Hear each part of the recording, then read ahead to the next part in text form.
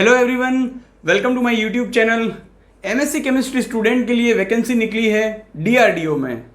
हर MSc chemistry student का dream होता है डीआरडीओ में वर्क करने का, और डीआरडीओ में वैकेंसी निकली है एमएससी केमिस्ट्री स्टूडेंट के लिए। Recruitment and assessment centre RSC DRDO ने ये वैकेंसी निकाली है। साइंटिस्ट बी की ये वैकेंसी है। टोटल 181 वैकेंसी है एडवर्टाइजमेंट नंबर 145 में। और इन 181 वैकेंसीज में से जो एमएससी केमिस्ट्री स्टूडेंट के लिए वैकेंसी है वो है टोटल नंबर ऑफ वैकेंसी 5। तो हम सीधा चलेंगे एमएससी केमिस्ट्री की वैकेंसीज पर। जो आइटम नंबर है उसका सेक्शन है 7, जिसमें केमिस्ट्री के लिए वैकेंसीज मेंशन्ड है। अनरिजर्व्ड कैटेगरी के लिए 1 वैकेंसी है, ओबीसी के लिए 2 वैकेंसी है, एससी और एसटी कैटेगरी के लिए एक वैकेंसी है। टोटल 5 वैकेंसी है। अब बात करेंगे एलिजिबिलिटी क्राइटेरिया की।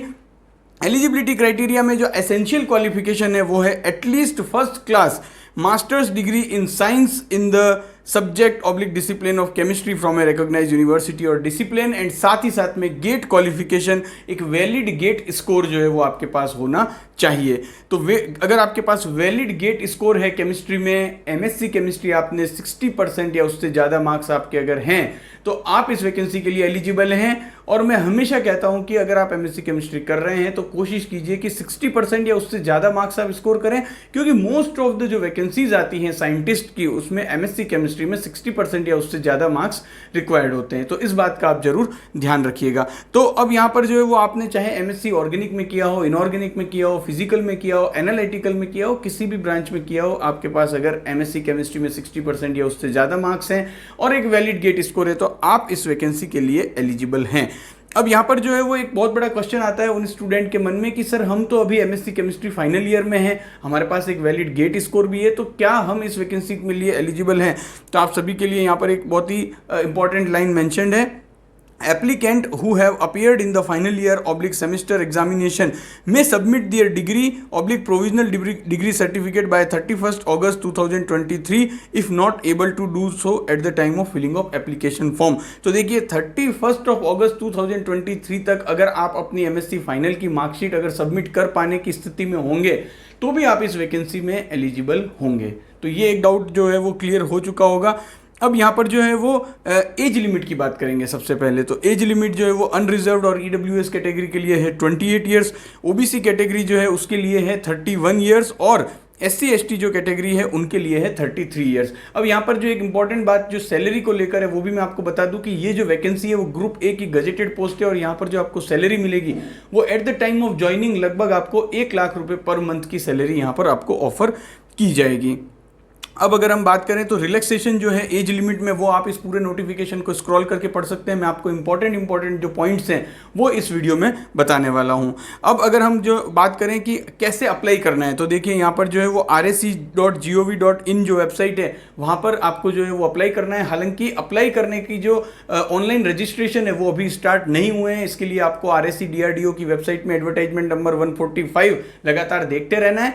तो यहाँ पर जो डेट होगी क्लोजिंग डेट क्या होगी? 21 days from the date of starting of online application. तो वो जो क्लोजिंग डेट है वो आपकी एज को काउंट करने में भी वही डेट जो है वो कंसीडर की जाएगी।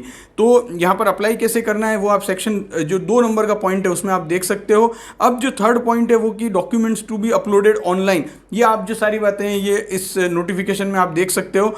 Application fee and mode of payment, तो देखिए जनरल जो कैंडिडेट हैं अनरिजर्व कैटेगरी के या ईडब्ल्यूएस कैटेगरी के या ओबीसी मेल कैंडिडेट जो हैं उन्हें तो 100 रुपीज़ यहाँ पर जो है वो पे करना होगा एप्लीकेशन फ़ी का।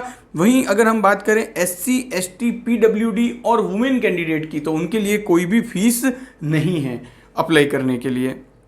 अब जो इम्पोर्टेंट पॉइंट है वो अगर हम देखें कि स्क्रीनिंग या शॉर्ट लिस्टिंग कैसे होगी, तो देखिए यहाँ पर जो है वो कोई भी एग्ज़ाम नहीं होगा।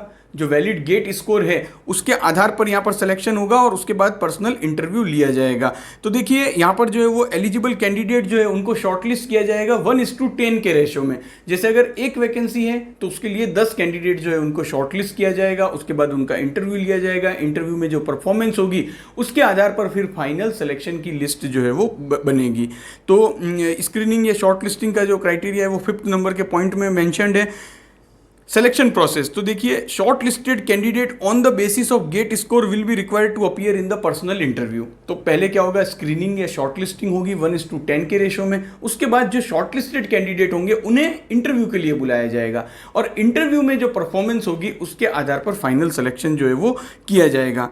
अब यहाँ पर एक और इंपॉर्टेंट पॉइंट है जो कि सिलेक्शन क्राइटेरिया का 7th पॉइंट है, उसका 3rd पॉइंट है, only those candidate securing minimum qualifying marks of 70% for unreserved category and 60% for EWS, OBC, SC, ST, PWD category in the personal interview will be considered for the preparation of final merit list.